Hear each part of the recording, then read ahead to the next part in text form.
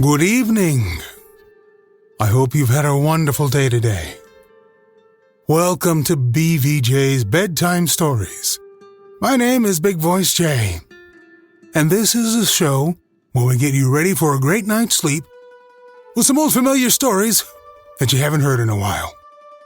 Links to every story can be found in the show notes at our website, bedtimewithbvj.com. Tonight we continue our story, Walking, by Henry David Thoreau. The science of Humboldt is one thing, poetry is another thing. The poet today, notwithstanding all the discoveries of science and the accumulated learning of mankind, enjoys no advantage over Homer. Where is the literature which gives expression to nature? He would be a poet who could impress the winds and streams into his service, to speak for him, who nailed words to their primitive senses as farmers drive down stakes in the spring, which the frost has heaved, who derived his words as often as he used, transplanted them to his page with earth adhering to their roots, whose words were so true and fresh and natural that they would appear to expand like the buds at the approach of spring, though they lay half smothered between two musty leaves in a library, aye, to bloom and bear fruit there, after their kind, annually, for the faithful reader, in sympathy with surrounding nature. I do not know of any poetry to quote which adequately expresses this yearning for the wild. Approached from this side, the best poetry is tame. I do not know where to find in any literature, ancient or modern, any account which contents me of that nature with which even I am acquainted. You will perceive that I demand something which no Augustan nor Elizabethan age, which no culture, in short, can give. Mythology comes nearer to it than anything. How much more fertile a nature, at least, has Grecian mythology its root in than English literature? Mythology is the crop which the old world bore before its soil was exhausted, before the fancy and imagination were affected with blight, and which it still bears, wherever its pristine vigor is unabated. All other literatures endure only as the elms which overshadow our houses. But this is like the great dragon tree of the Western Isles, as old as mankind, and whether that does or not will endure as long, for the decay of other literatures makes the soil in which it thrives. The West is preparing to add its fables to those of the East. The valleys of the Ganges, the Nile, and the Rhine having yielded their crop, it remains to be seen what the valleys of the Amazon, the Platte, the Orinoco, the St. Lawrence, and the Mississippi will produce. Perhaps, when in the course of ages, American liberty has become a fiction of the past, as it is to some extent a fiction of the present, the poets of the world will be inspired by American mythology. The wildest dreams of wild men, even, are not the less true, though they may not recommend themselves to the sense which is most common among Englishmen and Americans today. It is not every truth that recommends itself to the common sense. Nature has a place for the wild clematis as well as for the cabbage. Some expressions of truth are reminiscent, others merely sensible, as the phrase is, others prophetic. Some forms of disease, even, may prophesy forms of health. The geologist has discovered that the figures of serpents, griffins, flying dragons, and other fanciful embellishments of heraldry have their prototypes in the forms of fossil species which were extinct before man was created, and hence indicate a faint and shadowy knowledge of a previous state of organic existence. The Hindus dreamed that the earth rested on an elephant, and the elephant on a tortoise, and the tortoise on a serpent, and though it may be an unimportant coincidence, it will not be out of place here to state that a fossil tortoise has lately been discovered in Asia large enough to support an elephant. I confess that I am partial to these wild fancies, which transcend the order of time and development. They are the sublimest recreation of the intellect. The partridge loves peas, but not those that go with her into the pot. In short, all good things are wild and free.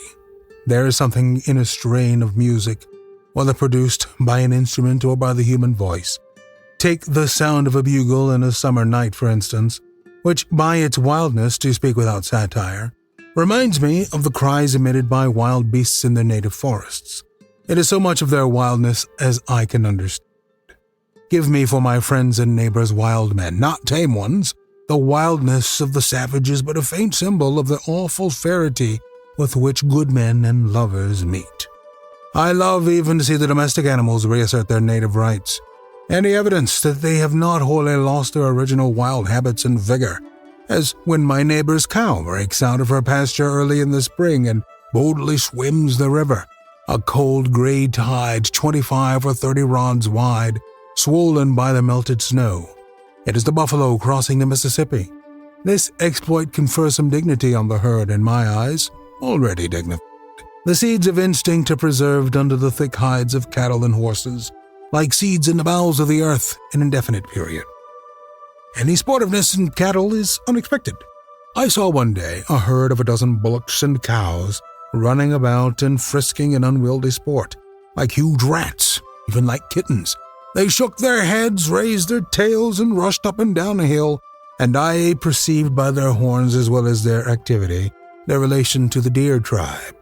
But alas, a sudden loud "whoa" would have damped their ardor at once, reduced them from venison to beef, and stiffened their sides and sinews like the locomotive.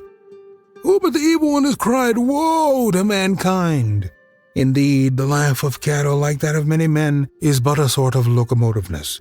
They move aside at a time, and man, by his machinery, is meeting the horse and the ox halfway. Whatever part the whip has touched is thenceforth palsied. Who would ever think of a side of any of the supple cat tribe as we speak of a side of beef? I rejoice that horses and steers have to be broken before they can be made the slaves of men, and that men themselves have some wild oats still left to sow before they become submissive members of society. Undoubtedly, all men are not equally fit subjects for civilization, and because the majority, like dogs and sheep, are tame by inherited disposition, this is no reason why the others should have their natures broken that they may be reduced to the same level. Men are in the main alike, but they were made several in order that they might be various. If low use is to be served, one man will do nearly or quite as well as another. If a high one, individual excellence is to be regarded. Any man can stop a hole to keep the wind away, but no other man could serve so rare a use as the author of this illustration did. Confucius says, "The skins of the tiger and the leopard, when they are tanned, are as the skins of the dog and the sheep tanned." But it is not the part of a true culture to tame tigers any more than it is to make sheep ferocious, and tanning their skins for shoes is not the best use to which they can be put. When looking over a list of men's names in a foreign language, as of military officers or of officers who have written on a particular subject, I am reminded once more that there is nothing in a name. The name Menshikov, for instance, has nothing in it to my ears more human than a whisker, and it may belong to a rat. As the names of the Poles and Russians are to us, so are ours to them. It is as if they had been named by the child's rigmarole: Leary, Wery, Ishery Van, Tittle Toll Tat. I see in my mind a herd of wild creatures swarming over the earth, and to each the herdsman has affixed some barbarous sound in his own dialect. The names of men are of course as cheap and meaningless as bows and tray. The names of dogs. Methinks it would be some advantage to philosophy if men were named merely in the gross, as they are known. It would be necessary only to know the genus and perhaps the race of variety, to know the individual. We are not prepared to believe that every private soldier in a Roman army had a name of his own, because we have not supposed that he had a character of his own. At present, our only true names are Nick. I knew a boy who, from his peculiar energy, was called Buster by his playmates, and this rightly supplanted his Christian name. Some travelers tell us that an Indian had no name given him at first, but earned it, and his name was his fame, and among some tribes he acquired a new name with every new exploit. It is pitiful when a man bears a name for convenience merely, who has earned neither name nor fame. I will not allow mere names to make distinctions for me, but still see men in herds for all of them. A familiar name cannot make a man less strange to me. It may be given to one who retains in secret his own wild title earned in the woods. We have a wild savage, and a wild savage name is perchance somewhere recorded as ours. I see that my neighbor, who bears the familiar epithet William or Edwin, takes it off with his jacket. It does not adhere to him when asleep or in anger, or aroused by any passion or inspiration. I seem to hear pronounced by some of his kin at such a time his original wild name in some jaw-breaking or else melodious tongue. Here is this vast, savage, howling mother of ours, Nature, lying all around with such beauty and such affection for her children as a leopard, and yet we are so early weaned from her breast to society, to that culture which is exclusively an interaction of man on man, a sort of breeding in, which produces at most a merely English nobility, a civilization destined to have a speedy limit. In society and the best institutions of men, it is easy to detect a certain precocity. When we should still be growing children, we are already little men. Give me a culture which imports much muck from the meadows and deepens the soil, not that which trusts to heating manures and improved implements and modes of culture only. Many a poor sore-eyed student that I have heard of would grow faster, both intellectually and physically, if instead of sitting up so very late, he honestly slumbered a fool's allowance. There may be an excess even of informing light. Nepece, a Frenchman, discovered actinism, that power in the sun's rays which produces a chemical effect, that granite rocks and stone structures and statues of metal are all alike, destructively acted upon during the hours of sunshine, and but for provisions of nature no less wonderful would soon perish under the delicate touch of the most subtle of the agencies of the universe. But he observed that those bodies which underwent this change during the daylight possessed the power of restoring themselves to their original conditions during the hours of night, when this excitement was no longer influencing them. Hence it has been inferred that the hours of darkness are as necessary to the inorganic creation as we know night and sleep are to the organic. Not even does the moon shine every night, but gives place to darkness. I would not have every man nor every part of a man cultivated any more than I would have every acre of earth cultivated. Part would be tillage, but the greater part will be meadow and forest, not only serving an immediate use, but preparing a mold against a distant future by the annual decay of the vegetation which it supports.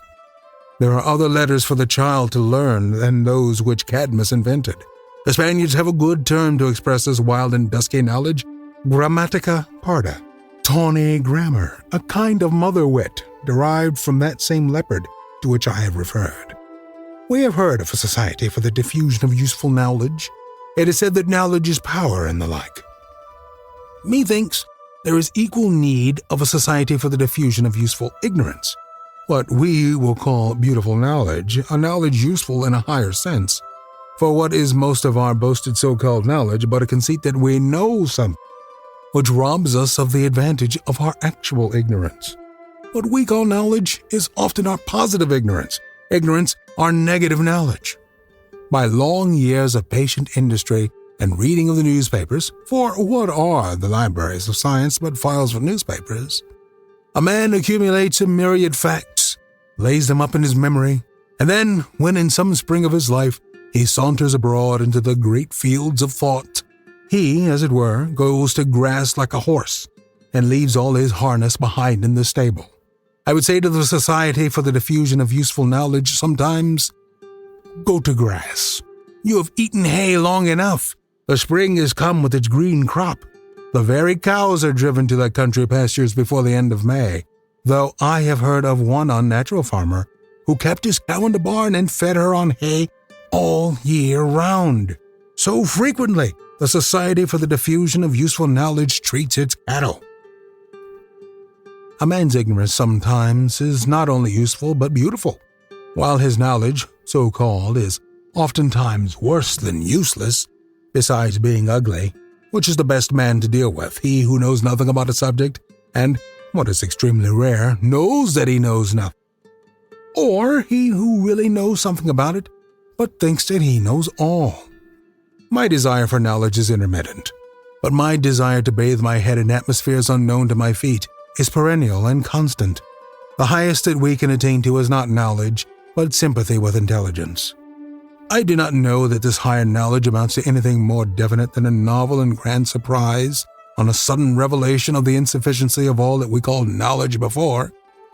A discovery that there are more things in heaven and earth than are dreamed of in our philosophy. It is the lighting up of the mist by the sun. Man cannot know in any higher sense than this, any more than he can look serenely and with impunity in the face of the sun. You will not perceive that as perceiving a particular thing, say the Chaldean oracles. There is something servile in the habit of seeking after a law which we may obey. We may study the laws of matter at and for our convenience, but a successful life knows no law. It is an unfortunate discovery, certainly, that of a law which binds us where we did not know before that we were bound.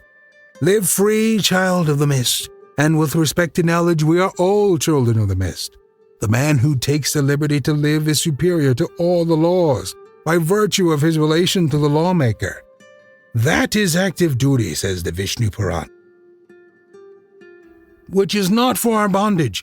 That is knowledge which is for our liberation. All other duty is good only unto weariness. All other knowledge, only the cleverness of an artist. It is remarkable how few events or crises there are in our histories.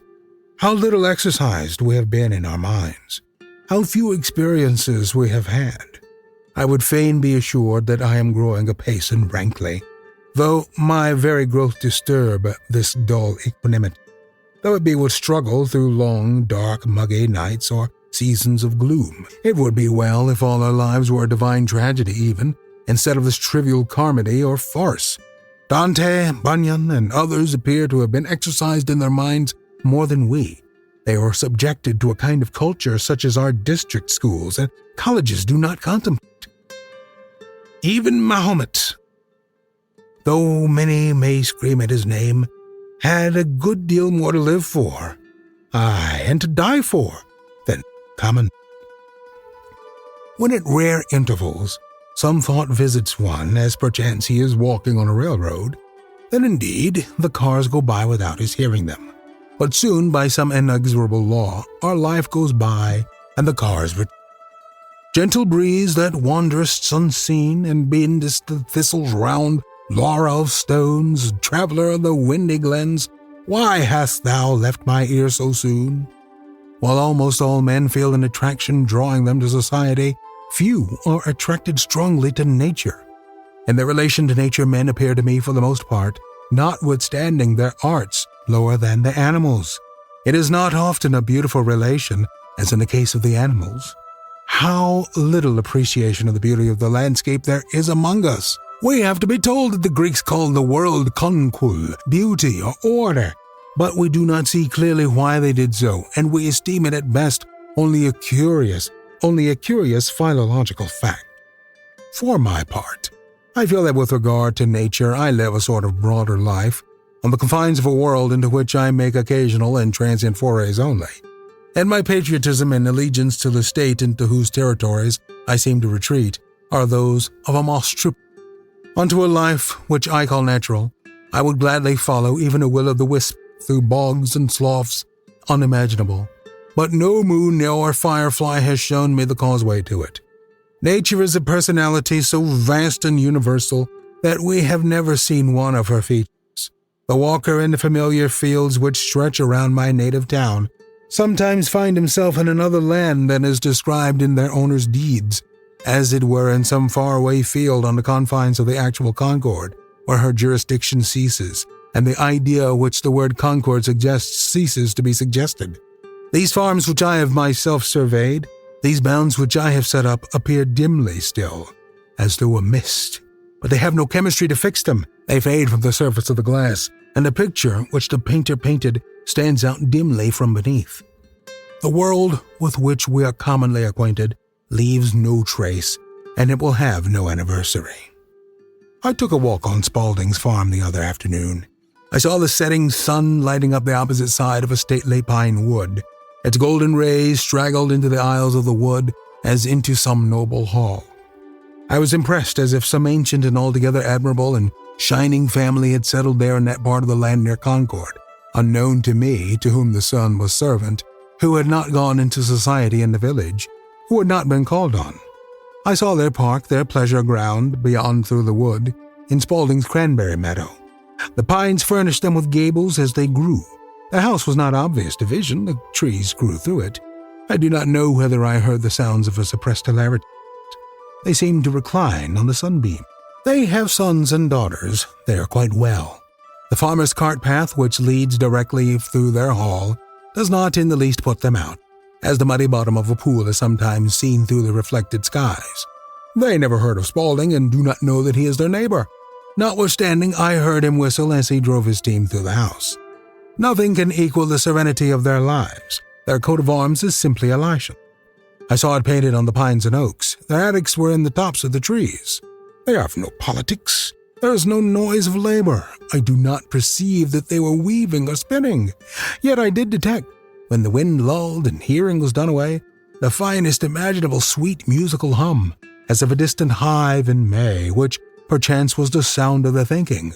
They had no idle thoughts, and no one without could see their work, for their industry was not as in knots and excrescences embayed. But I find it difficult to remember them. They fade irrevocably out of my mind even now while I speak, and endeavor to recall them and recollect myself. It is only after a long and serious effort to recollect my best thoughts that I become again aware of their cohabitance. If it were not for such families as this, I think I should move out conquered. We are accustomed to say in New England that few and fewer pigeons visit us every year.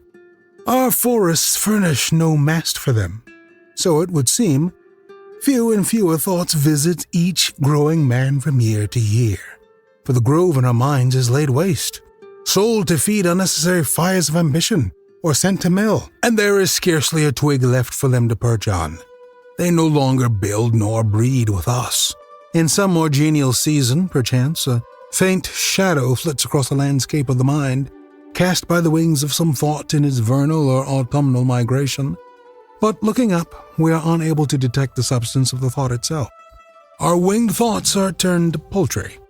They no longer soar, and they attain only to a Shanghai and Cochin China grandeur.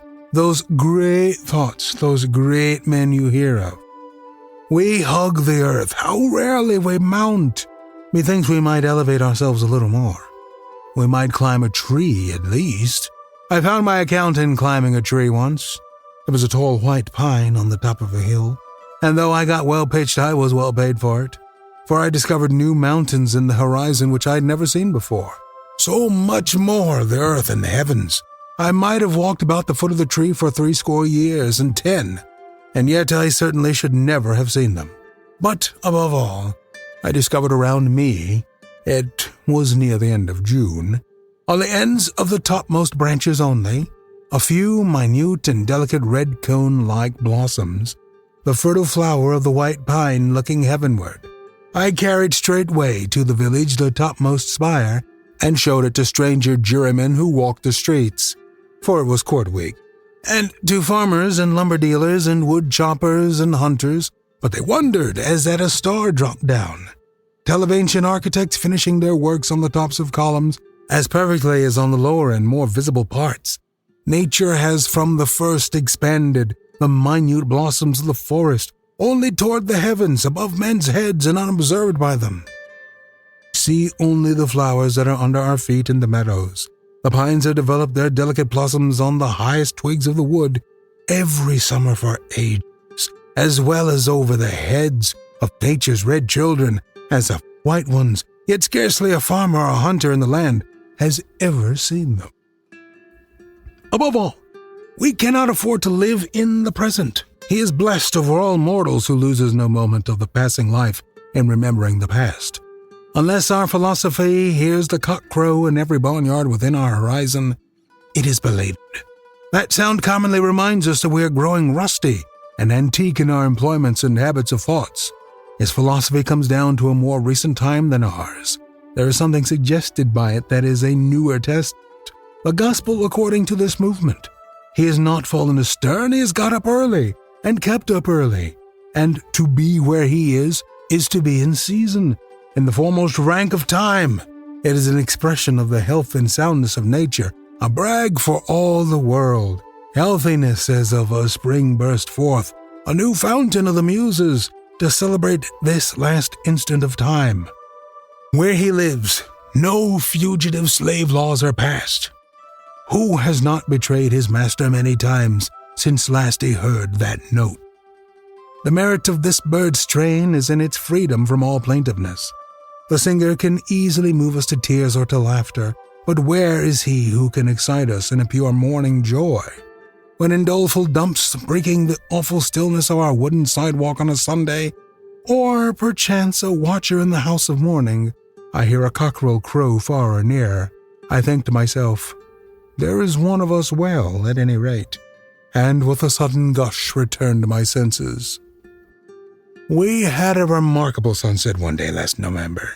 I was walking in a meadow, the source of a small brook, where the sun at last, just before setting after a cold gray day, reached a clear stratum in the horizon, and the softest, brightest morning sunlight fell on the dry grass and on the stems of the trees in the opposite horizon, and on the leaves of the shrub oaks on the hillside, while our shadow stretched long over the meadow eastward, as if we were the only motes in its beams. It was such a light as we could not have imagined a moment before, and the air also was so warm and serene that nothing was wanting to make a paradise of that meadow. When we reflected that this was not a solitary phenomenon, never to happen again, but that it would happen forever and ever, an infinite number of evenings, and cheer and reassure the latest child that walked, it was more glorious still. The sun sets on some retired meadow where no house is visible, with all the glory and splendor that it lavishes on cities, and perchance as it has never set before, where there is but a solitary marsh hawk to have his wings gilded by it, or only a musquash looks out from his cabin, and there is some little black-veined brook in the midst of the marsh, just beginning to meander, winding slowly round the decaying stump. We walked in so pure and bright a light, gilding the wilted grass and leaves so softly and serenely bright, I thought I had never bathed in such a golden flood without a ripple or a murmur to it. The west side of every wood and rising ground gleamed like the boundary of Elysium, and the sun on our backs seemed like a gentle herdsman driving us home at eve. So we saunter toward the Holy Land, till one day the sun shall shine more brightly than ever he has done, shall perchance shine into our minds and hearts, and light up our whole lives with a great awakening light, as warm and serene and golden as on a bankside in autumn. And there you have it, folks. The work of Henry David Thoreau, the man who can pull 12,000 words out of 2 feet. You ever got that urge to just get out and go walking somewhere? I know I have, and as the temperatures rise a little bit and people get to itching and going outside, maybe to look at maybe their yards and see maybe what we can do to make our own little paradise that Thoreau will be proud of. You might want to try going to the Home Depot, where they are itching to help you create your own little paradise at home.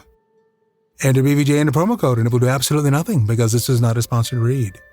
I want to let you know that we are always on the lookout for great news stories to feature on the show.